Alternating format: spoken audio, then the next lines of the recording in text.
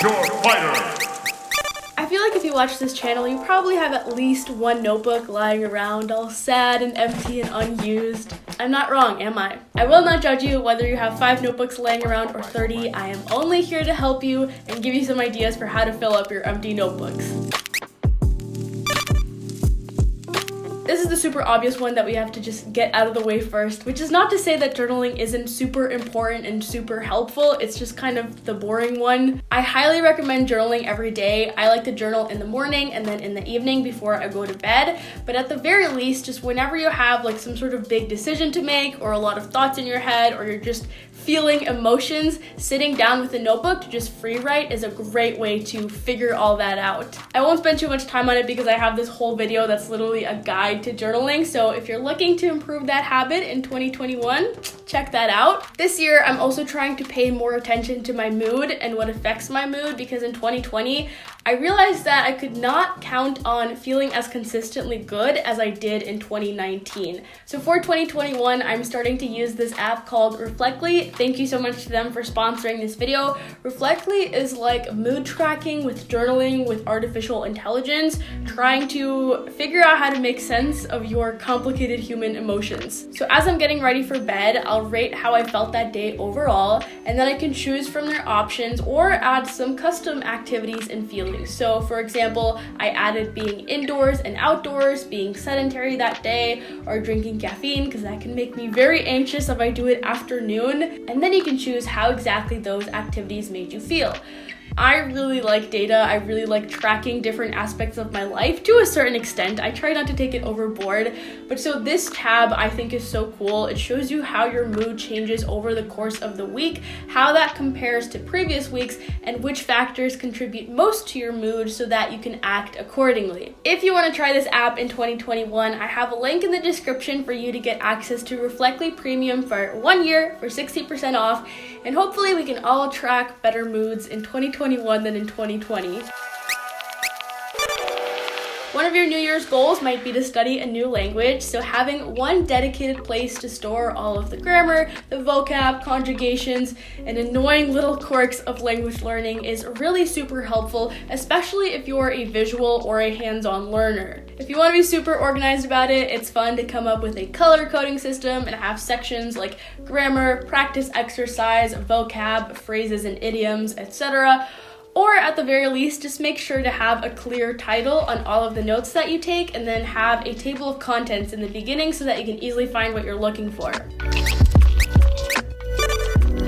We love reading at the Bliss Bean, but I find that a lot of times the reading is the fun part, and then it's hard for me to actually take notes on what it is that I read so that I can absorb it and actually apply it to my life. So what I did was I have this standardized book notes template in Google Docs, and you can just take these same headings and write them in a notebook because that's what this video is about. So basically, I try to summarize the book in just one sentence, summarize how it applies to my life, write down any key takeaways, quotes that I liked, and then a brief summary of every chapter.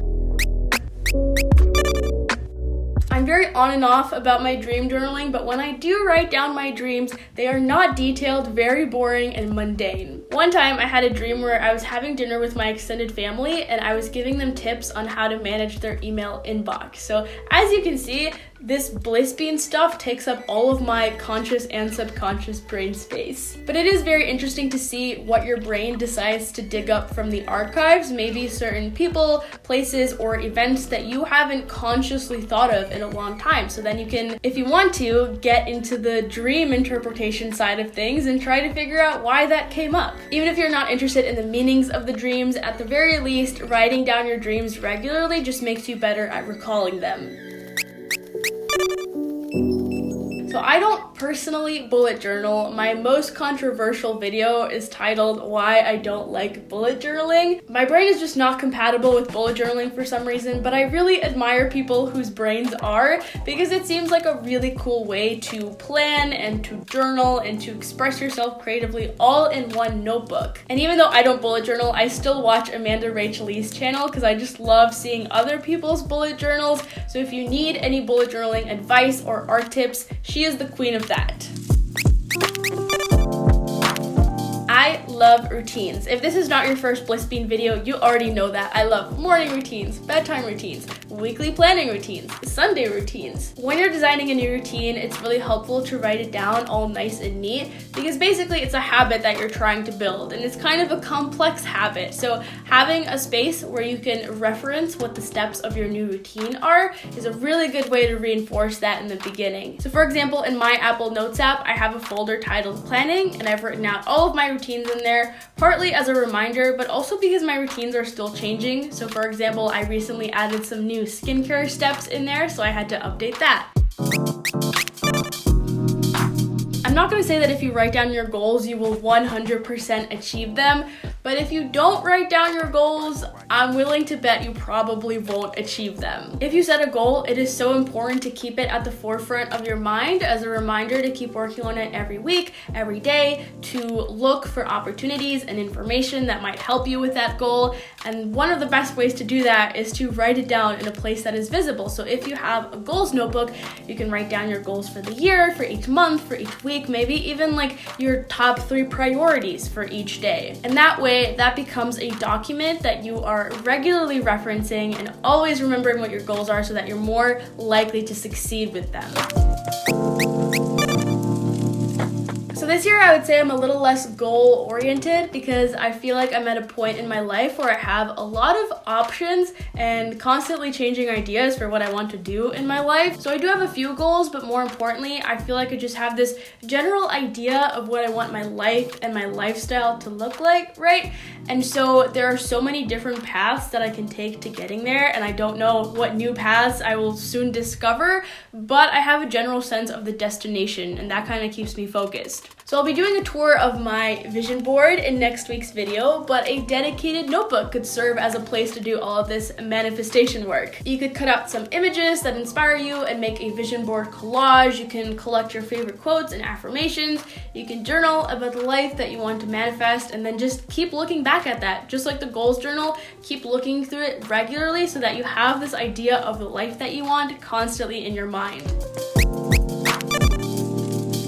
I'm well aware that this idea is not really relevant to our current situation, but maybe if we talk about it, we can manifest it. So I generally am not really a fan of travel souvenirs. My parents have this amazing shot glass collection. I tried to start my own collection of playing cards, but I got like 5 decks in and I was not enjoying that. So for me, the ideal souvenirs are photos, videos, and journals. They're super dense in the memories that they contain, but they also don't take up a ton of storage space. So you could use a notebook as an ongoing travel journal and write about a ton of different trips in that, or if you're going on a really big trip, you can just dedicate an entire journal to documenting that. Pinterest, of course, has many beautiful examples of this, but it does not have to be artsy. You can just jot down quick notes like which hotels you stayed at, where you ate, what you did, phrases of a new language that you learned. And if you don't want to draw anything yourself, you can print out some photos to tape in there or paste in mementos like sugar packets or museum tickets, transportation tickets, little brochures, stamps, maps, etc., etc.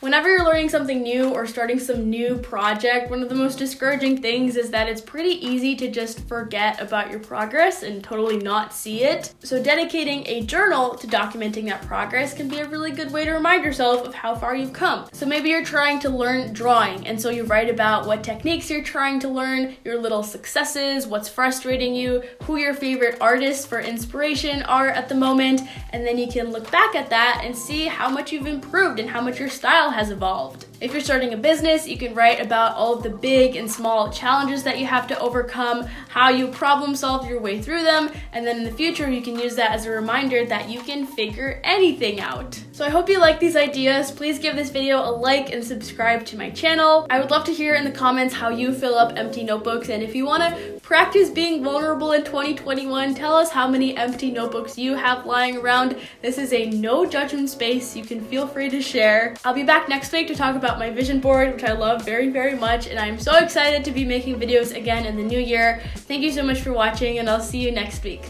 Bye!